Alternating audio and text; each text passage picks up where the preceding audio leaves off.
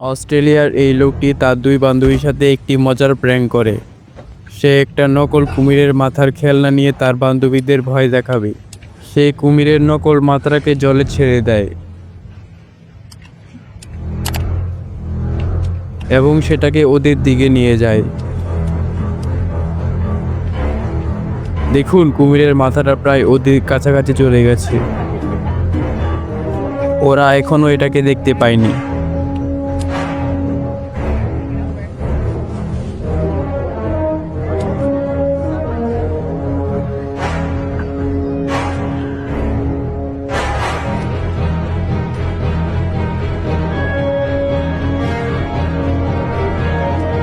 Finally ওরা কুমিরের মাথাটাকে দেখে এবং দেখেন ভয়ে পালাচ্ছে।